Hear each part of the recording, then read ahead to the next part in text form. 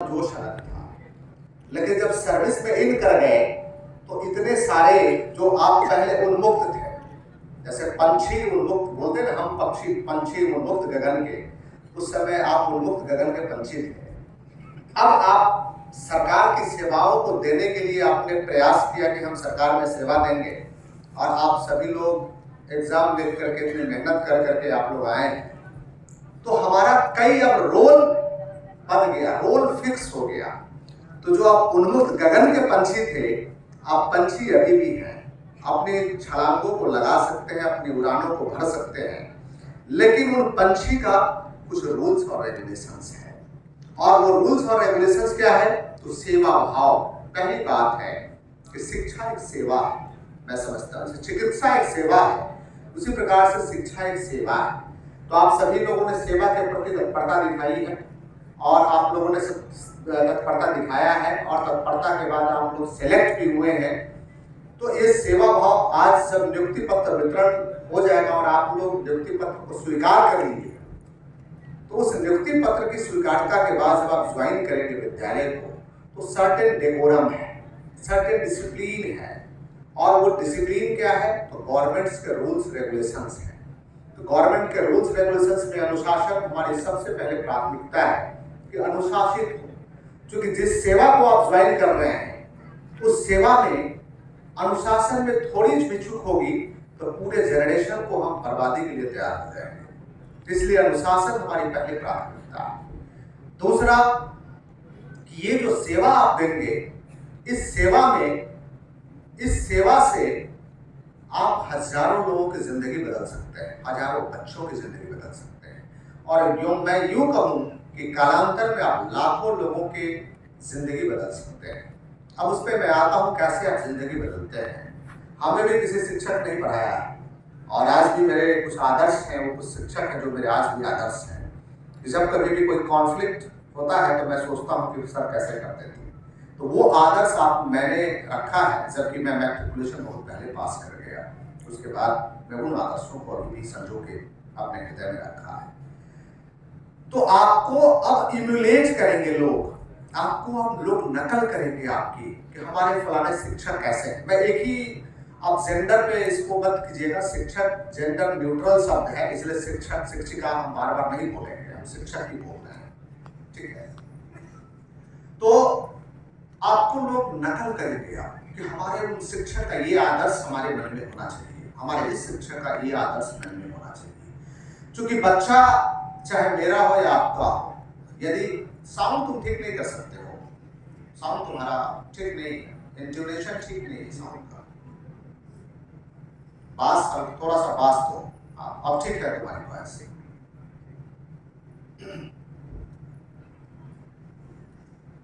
तो फिर तुम्हारा वो ठीक करो, ट्यून करो।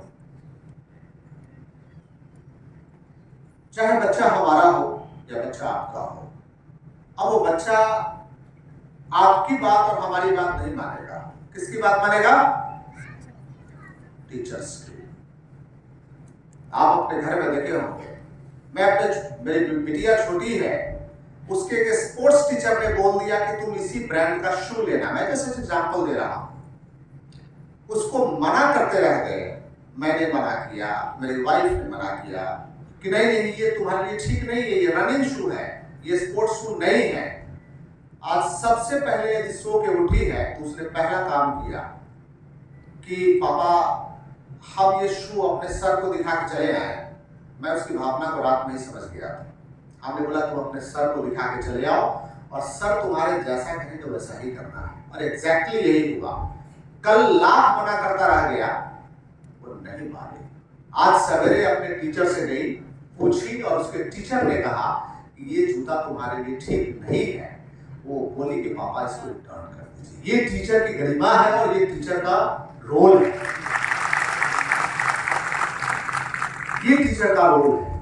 आप लोग उसको, और मैं बोल रहा हूं कि लाखों और हजारों लोग कैसे प्रभावित होंगे।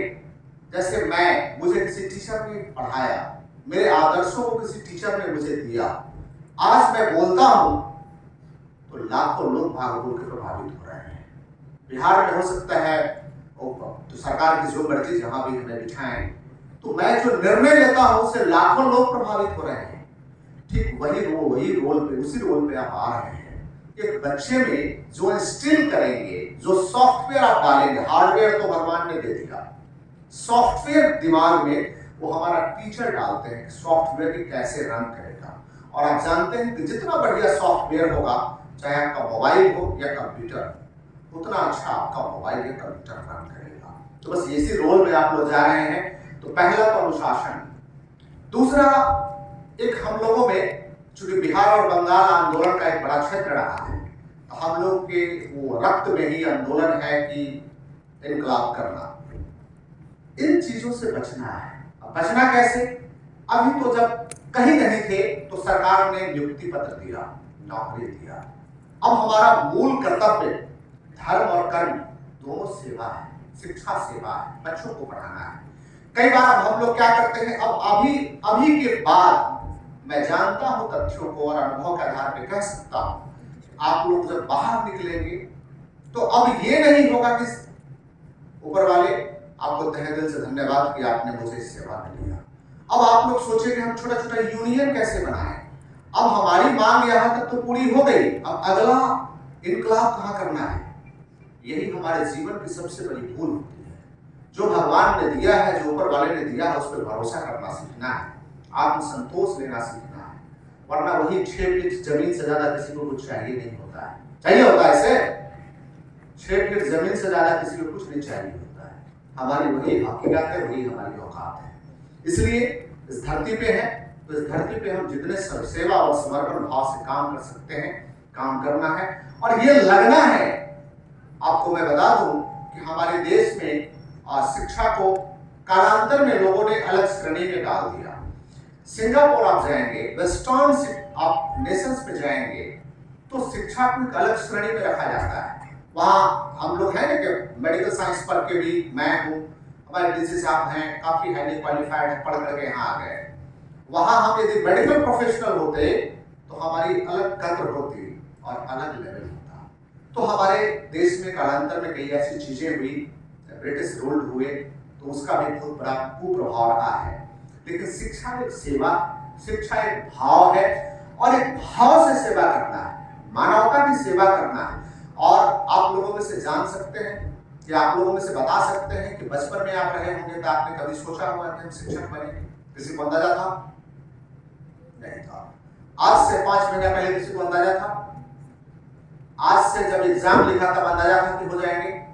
आप दर दर भटक रहे थे, आप हो गए हैं। इस गरिमा को मेंटेन रखना है कि आप शिक्षक हैं। और शिक्षा का और शिक्षकों का जो गरिमा रही है हमारे बिहार में, वो तो यही रही है कि आज मैं भले ही सरकार ने मुझे कलेक्टर बनाया है, आज भी कुछ ऐसे खास टीचर हैं, मैं जाता हूँ तो पैर छू के प्रणाम करता हूँ।